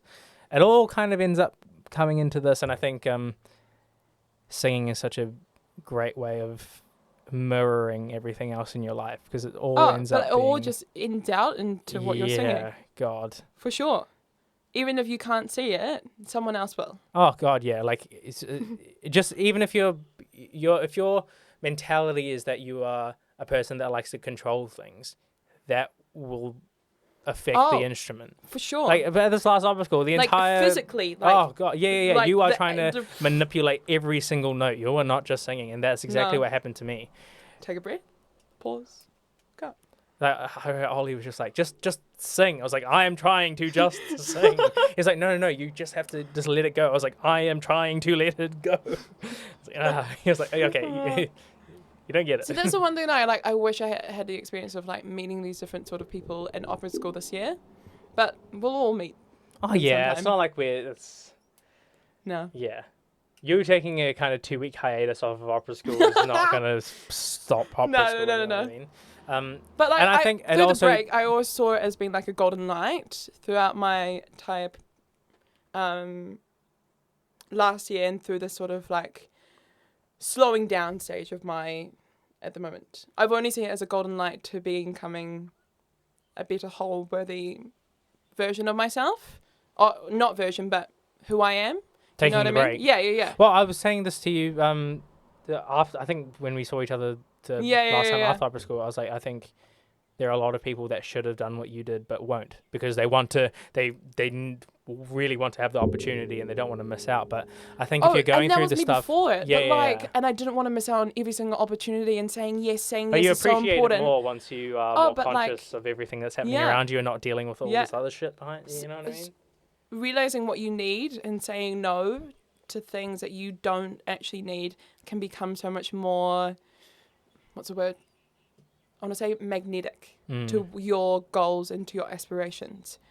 But that only comes from at a point where you actually know yourself really well. And that's what I felt in that moment, and that's what I decided to do. Oh. I don't know if anyone else wanted to do that. I feel like they just needed to listen to themselves. Yeah, dude. The only person that will know what you need is you. Yeah, exactly. And that's a really hard thing to. And you just have to listen. Bro, especially in this thing. Especially in this business, bro. Like for us, like young singers, like everyone has their 2 cents. And some like I feel like one of my greatest strengths is that I'm really receptive to information. When I'm in like a teaching situation, not me teaching, but getting taught. Well, I feel like we're the same. Like, yeah. You know what I mean? Like we can just like click and go, we'll do this and this and this. Yeah, well, like I have to especially mentally. Like I put my ego. Lesson. I put my ego outside. Yeah. And I was like, I am going to just take everything that you give me. For example, like the workshops that we did last year, or like workshop performances. Last year's a blur, bro. I don't think you did them this year. What for? With Malvina. Oh yes, yes, but yes, being of able course. to like recept and respond and react really quickly within that moment, and not have any shame or fear about getting it wrong. Oh God, no, dude. And also my entire my thoughts are and watching like those are some of the best moments. Like my thought process during the entire thing was like, bro, this is Dame Malvina Major. Yeah. Like either like let's just look at this from like a mathematics perspective. Yeah, like statistically, who knows more about singing, Malvina Major or me? Calm, cool. So let me shut up and squeezing my back and then just singing a top B flat and my ear going, yeah, that's how you do it. I haven't done that in about 20 years, and you're like, whoa. Bro, I remember she put her arm. Yes. She like grabbed me, like she did this like arm loopy thing, and I was like, holy shit, this is Dame Malvina Major. Like, it was bizarre. But on it, like, there's. Oh, she's amazing. Oh yeah, she's so lovely, man. And I've only met her one time. Same. One time. And one of the best. That's a light bulb moment. Oh yeah, absolutely. I don't even know if I think the only thing she told me was to be more in character. It was like some like stuff like that, you know. I remember exactly what she said. Breathe into your back. Someone needs to teach this girl how to breathe into your back. And I remember thinking, oh, yeah. Yeah. Tiote said that to me like a month ago, but yeah, okay. I don't know. It's like I love Tiote, but it's different when Dame Malvina Major tells you. Yeah. That's another thing though. Like in terms of teaching. Like you may hear it from Tiote a million times, but when somebody else says it to you, like just when it clicks, it clicks. Yeah, exactly. Like this closing. This closing. Work that out. I have no I don't know. Sometimes I feel it, sometimes I don't. When Tiote explains it one way, I'm just like, I'm trying my best. I don't feel it. And then he says another thing, and I'm just admittedly, like, oh, yeah, cool. I love it when he says like, "Can you feel it?" That's it right there, and you nod your head, going, "Yes." Yo, all the time. And then like you're just blank in the eyes, going, No. I'll just try everything else that I felt, but I definitely didn't feel it there. No. Yeah, cool. My favorite is just like, he was like, look at me, he's like, let's try it again. Like, okay. Oh, I just love when he just stands up and goes, you could do that better. Yeah. Try again. And you're like, oh. Cool. Cool. Oh, I feel like some of my students who I used to teach probably like feel the same thing. Like I say something so repetitively I want to start on teaching, and on. man. To be honest, it's a really recent development of my life that I want to start teaching, like literally in the last week. I was telling people at opera school, this last opera school, how I didn't want to teach. But now I really want to. I taught for... See, it's interesting because like I've always loved working with children, and ever since I was 16, I started like educating kids on surf life saving as a role, and I was in like a senior position by the time I got the end of it, and that's how I knew like I loved teaching, being able to, and that's where I felt like very performative in that role, being able to give to students for them to learn, to absorb new information. So in the past few years when I was teaching, I completely loved it. It was amazing. And being able to see your students brighten and like in that moment go, what? Or in that moment hear something and go, oh, I've never heard like that before. And you're like, was that fun? Was that good? And they're like, yes, let's do it again. Like those sort of moments and experiences. It's just, I feel like they're just one in itself. Dude, yeah, I would love to, because I know what we all know what it feels like on the other side, like from the student perspective. For sure. To be responsible for somebody maybe starting their career in singing, I think is so special. And I had it's not the same experience, but something sort of similar. I was doing a I just find it as really special and it's in my mind. I was doing this like Christmas carol quartet thing at Motat. You know, they have the lights. Oh, they're really great. Yeah, they're super beautiful. I remember those. And we were like singing our like set or whatever, and this one kid like comes up. She must have been like 4. She was in her like pram, and she just asked for the same carol over and over and over and over again. So we sang it for like 5-6 minutes, just over and over and over again, and she loved it. And she was like clapping along, like everyone was like walking by. It was just like the one person that was actively listening to us was this one kid. And you just give your all. And I was just like, why are we doing this for this kid? And then a friend that was also singing was like, this kid might start this now. Like she might have just heard us. It might be a lightning bolt moment for them. Yeah, and they're like, oh, I want to, sing like them. I just want to know how to do it. Yeah. Even though she's only 4 years old, but this might start like. See, well, like if we go back onto light bulb moments, going to again, very like we're very privileged to be able to receive this experience, but go to the dress rehearsals for New Zealand Opera. Oh, I would go to every single one of them. And I remember going to my first opera with my mum when I was Rigoletto. That's a good one to be back fair. it was when I was like 13 or 14 or something, and seeing that and going, whoa, do they have mics? Okay, to be honest though, like this? Like, I think that's it wasn't really like a light bulb moment for me to do that in that moment, but like feel that and experience it. Honestly, I think it really depends on the opera, because my first opera, it was like, my first opera was Flying Dutchman. Oh, so like, I was like, what the fuck is going on, bro? Like, I'm so confused. Not only is it in German, and like, I've just started learning music. I remember everyone saying the production for that one was like, cool, interesting. Well, but I don't know. I don't know anything. Like, but I mean, like, it was kind of like, whoa, to see it. Oh yeah. I mean, like, yeah. For me, I was just like, what is like? It's just too much input. Yeah. So I was like, whoa, this is a lot. But I think my another light bulb moment of like me watching an opera was going to the Met and seeing Cav and Pag. I've never seen. Bro, I would love to. I was like, whoa, dude. Like, that was bizarre. Oh my gosh. Yeah. And Pagliacci is one of my favorite operas. Yeah. So I was like, yeah, this is fucking awesome. 10 out of 10, good time. Especially the sop roll in there. Amazing. Oh yeah, it's really like beautiful. all the arias, I'm like, oh, that'd be cool. But no, One for day. so long, I thought I don't want to keep going back to it. But for so long, I thought I was going to sing in choirs. Yeah. Like going to those was just like enjoyment of seeing these people like do wonderful things. And I remember seeing like Madison Nono, who was like a couple years older than us, like sing at the Big Sing finale, like, and with Benson Wilson.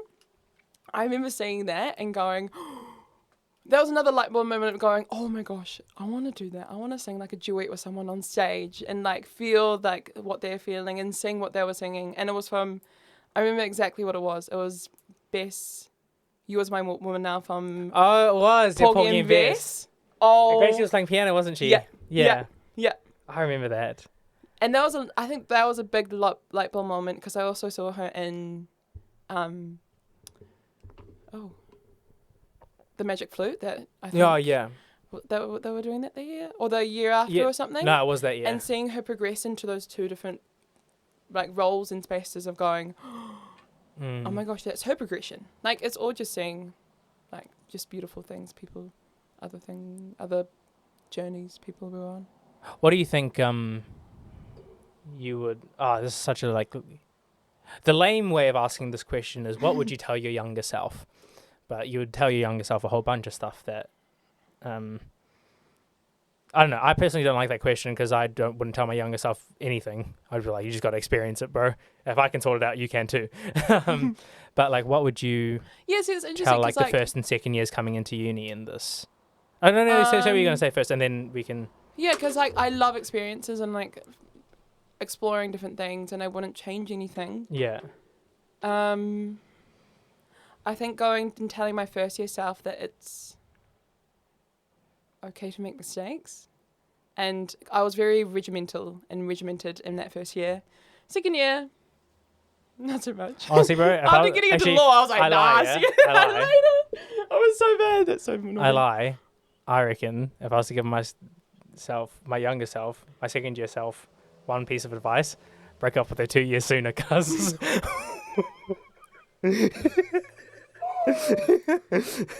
You save yourself a lot of bad times, my bro. Woo! Content. Well, that is true though. No, fair enough. Yeah, fair well, enough. that's true.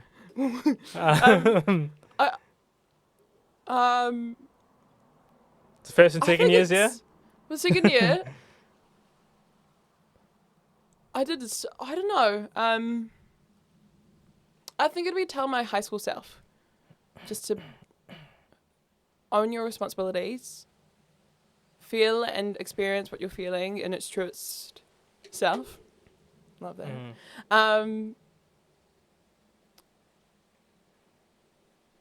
And don't worry about what other people are thinking. Oh yeah, the classic. Ever. I don't know, man. I feel like this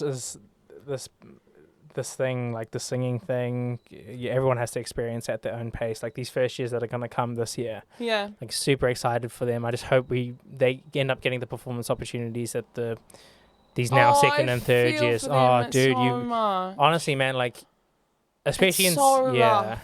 It's so rough, bro. Like there are so many things in second year that I learn about performing. Oh, that second year was crucial for everything to happen now. Like honestly, the end of the first year, extremely crucial. That second year is like fundamental for people. To become what you are in the third year. Yeah, like when you're in first year, like at least for me, I just experienced more repertoire.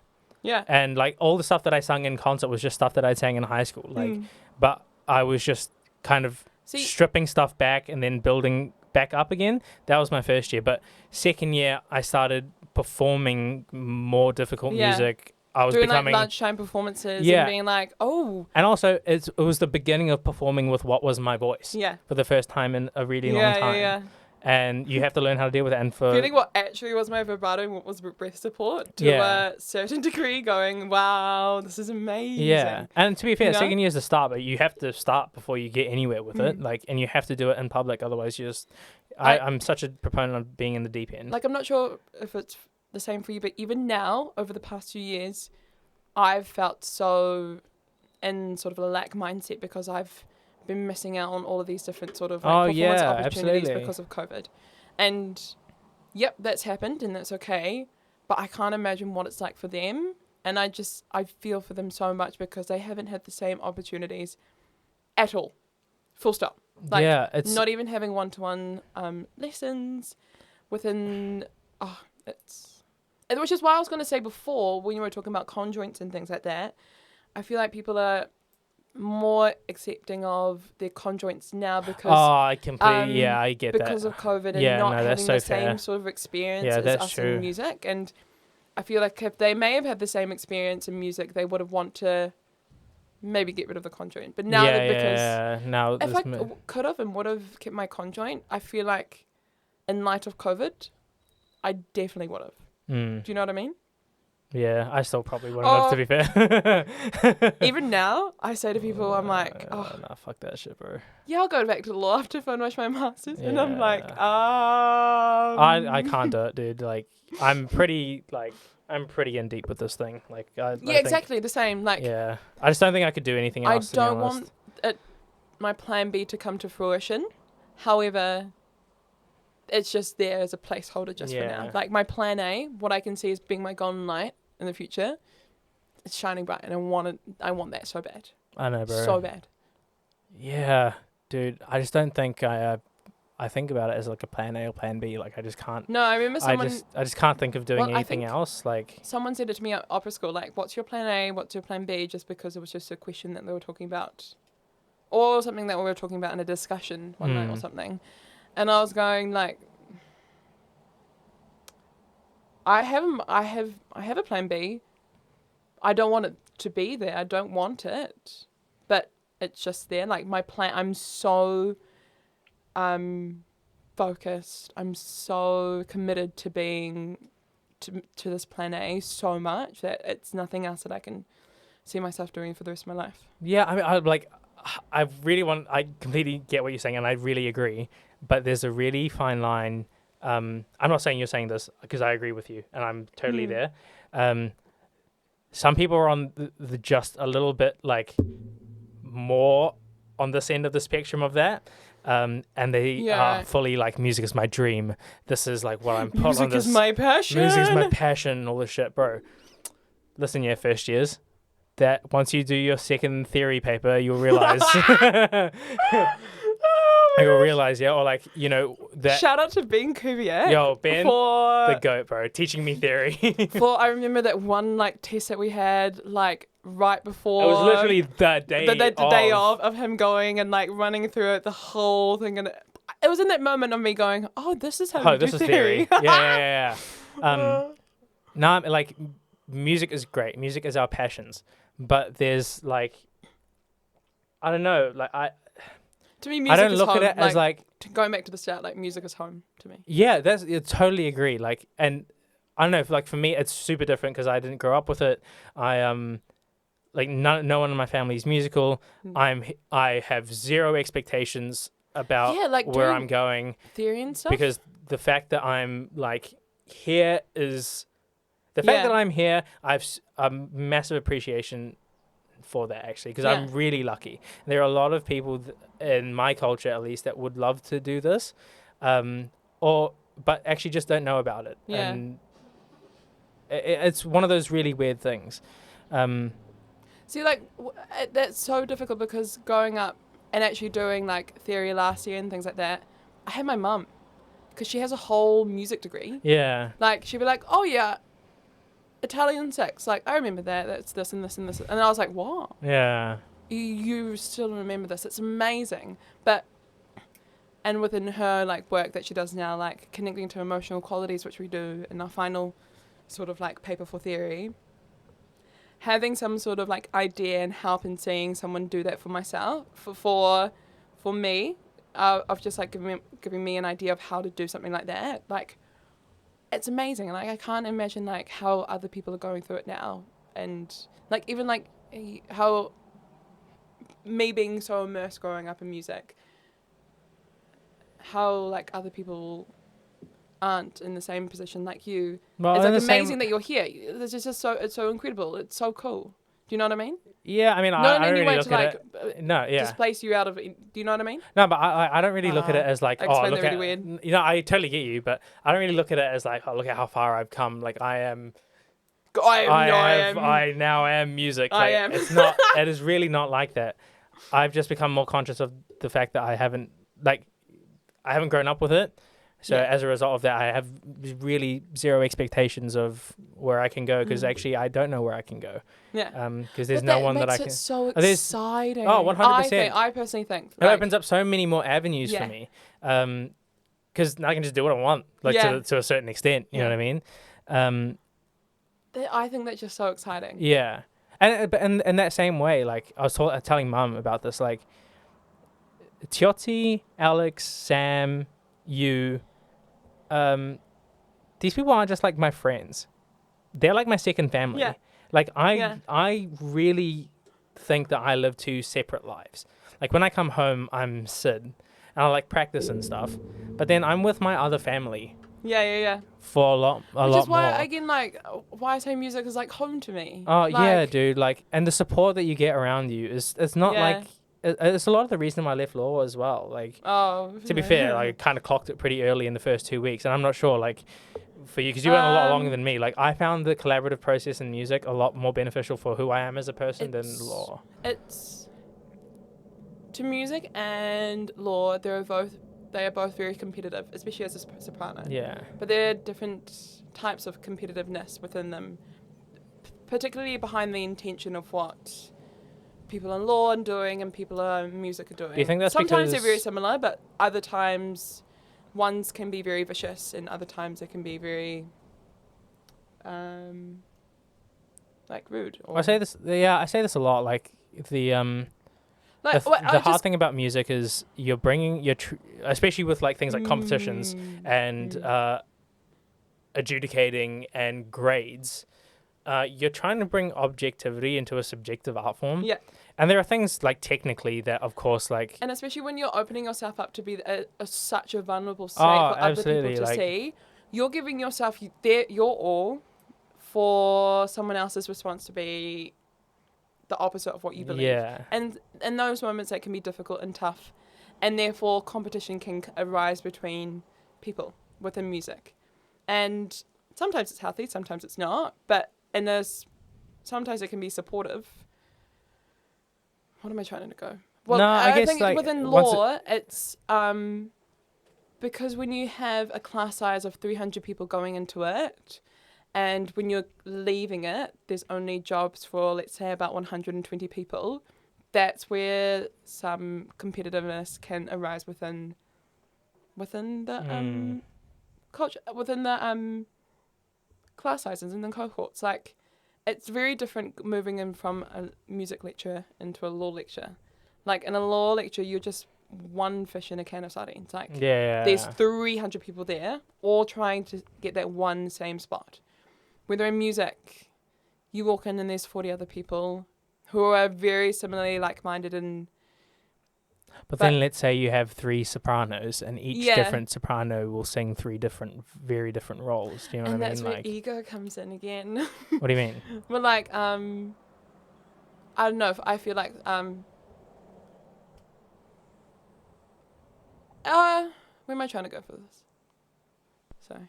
Well, like, competitiveness can be tough, harsh, and like rough, and in that place unsupportive when people are trying to in the music context, you mean? Yeah, in the music context, when someone's really trying to win something to please themselves, other people, and to vie for money. And you can obviously see those people when you're chatting to them and things like that, and if that's how they want to, I don't know, how they want to be. I don't know. Like I guess the I just know from some of my experiences at competitions, they can be very self-focused driven, which is perfectly fine. Well, I mean, it is a competition. It is a competition, but the way that some people treat other people is tough, and that's the nature of our. That's the nature of our game. That's the business. And that's the business. But and some that's people okay. definitely deal with it better than others. Yeah, exactly. And like I said, it's just one of those weird like. And not to say that I'm so wildly affected by it, but I know. Some people are, and that's also okay. Like, you know, sure. some people put a lot of worth in competitions. I know I personally did well, I guess, that like, one time. But what I'm trying to like say is like, I don't know. I don't really take competitions as being a competition anymore. More so just like a really awesome place to just perform and be with people. Honestly, and bro, like sing with other people it's again. just that one time where you can catch up with all your mates. Like, and the thing is that none of us are bad. Nah. Like, so we all know that we are good. And I'm always in awe of like what people can create on stage, and it's like, amazing. I've heard some like phenomenal singing at competitions, and like sometimes the adjudicator, like, it doesn't go your way. Like, so what? Like, I know this at the last one of these last competitions. I won't say which one, but one of these last competitions, somebody was saying to me that they thought that I was robbed of not getting into the finals. I was like, yeah, but so what? So what? It's a subjective, like, it's not like. And at the end of the day, that's where it comes back to being subjective. At that time, like I'm a competitive person, like, by nature, and so I was like, why am I not winning? I'm shit. But actually, now that I look back, I was like, I'm not shit. It's just like, if you look at who ended up, it's just, you know, the judge has their cup of tea and what they like, and I wasn't hers, and that's okay. Like, it's chill. See, I was never a competitive person unless it was within a team environment. Yeah. Like when it was playing like water polo or netball, I was such a competitive person. Like, if you outed one of my friends or out me, nah, you're done. Yeah. However, for myself, I'm like, I just want to go sing a song for you on stage, please. Yeah, I think that's like, it's, and it ends up being like that as well. Like, and I had that thought process like immediately after that competition. I was like, does my competitive nature and what I feel like I need out of a competition really outweigh the fact that I might be singing with these people for maybe the rest of my life? And do I want to affect the friendships? Because these people are really lovely. Well, like, in the first sort of like experience of a competition I ever had, like, tasting, so that sort of like greed and competitiveness and sort of catty nature amongst what, I don't know, it was just, to be fair, I would say like it's pretty rare, and like it is for sure, like, but I remember feeling it and going, wow, so that's how that's how it is for you, and that's okay, and that's all good. But feeling that and going that, it just made me feel all yucky, and I was like, that's not how I really want to approach. Yeah, to be honest though, like, it's really what I think it's more of a shock to the system. I think it's more of a shock to the system because that's not everyone. Yeah. It's seriously a minority that's like that. Oh no, yeah. And when it is, you're like, for sure. Because everyone else is like fucking around having a good time. You know what I mean? And we're always there, like, supporting each other, and that's what I love. But it's there are some times and some points where I'm like, let's chill out. Whoa. I've realized though, like, no. we need to wrap it up. So we've been going on for ages. It's so good. But I've realized that, like, I think I've found out the way that I need to work in terms of, like, before I need to go out and sing. Yeah. Like, if I'm like all laughy and joking and stuff before I go out, it ends up being mindset. And I feel like people need to respect other people's mindset. Oh, absolutely. And remember that intention's not coming from a competitive nature at all. You know, I'm not wanting to like be like, I'm quiet because I don't like you guys because I'm competing against you. It's not like that. But you need to focus on what you need to do. Like, if I am not focused before I go out and focused in my way, this is going to be shocking for me and for you. So, everyone kind of works in their own different way, and I think that's one of the best things about this. But everyone's so different, and everyone wants the same thing, and everyone, especially in our cohort. Not even in Auckland, but outside of Auckland as well. Like the Waikato people, the Wellington people, the Dunedin people. Oh, I love them. I love them. They're all just so great. They're all my heart. And we wouldn't know any of them if we weren't doing this thing. Oh, yeah, for sure. Um, yeah. I also think that sort of like really quickly, that sort of competitive nature, when I was thinking about it then, is sort of not fed into us, but made us aware within, like, especially within sopranos, because there are so many of us in comparison to like tenors and other male voices, that sometimes it's just it's something that we feed into ourselves, and that which doesn't really need to be. No, I think it's really sad. And yeah, I don't know, man. Like, I don't want to finish on a sad note, though. no, of course not. It's not. It's not really, because at the end of it, if you're conscious of the fact that how do I even explain this? Like, I know I like looking at it through the lens of like duets. Like, yeah, I think that is like the perfect way for me to look at it as well, because I'm a tenor, right? Yeah. So like, just the amount of gigs that I get are going to be more than a soprano, just because of numbers. Yeah. But in that same way, like, there are some duets that you and I will potentially do that will work better versus if I do them with Libby or Alex Francis or Taylor. Yeah. You know what I mean?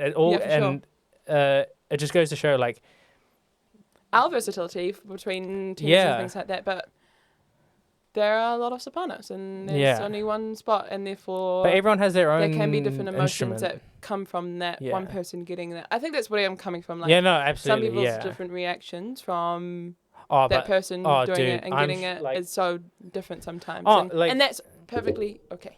And Alex has actually had one of the best quotes I think I've heard in my entire life. She was like, somebody else's success is not your failure. Oh, yeah, exactly. First years, second years, third years, yeah? Yeah, just because somebody you else's don't success get is not your failure. Concert and someone else did doesn't mean that you're not developing bro, or improving. It doesn't mean you're shit. Yeah. It does not mean that at all. Just means that you just need to focus on you. Always. And no other context, just focus on you and what you're doing. Yeah, it gives you, like, how do you want to look at it? Now, personally, before... I'm not saying that I've always thought this way, by the way, because before, if I didn't get a gig, I'd be like, oh, I'm so shit, man. So we're saying this from experience, bro. But now I'm just like... young, but we're still young. Like, we still have so much learning and growth and development to go. Like, it's cool to see that we will go, our pathways that we will go down and what we will do later on, for sure. Do you know what's cool now?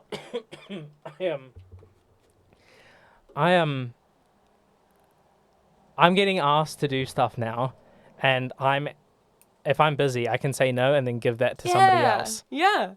Like maybe somebody younger or somebody I feel like is better. I think that's exactly. really cool. Yeah, exactly. So now we're at that kind of stage. I did that last year for something, and like I gave it to a person who was so much more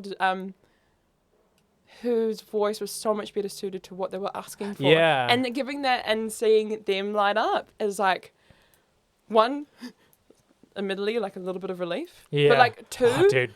Yeah. like seeing them light up and go do a role or do like a performance that they were born and like meant to do. Oh, absolutely. It's incredible. Yeah. I had the same thing for somebody's recital I was meant to do. And I was totally like down for it, but I couldn't do it because of the dates, because it got postponed, COVID and all that stuff. So I asked Maeve to do it, and she suits the music way better. Yeah, it's amazing. I was like, are you free? She was like, yes. Yeah. Can you do it? You'll smash it. Ends up working out the way it's meant to.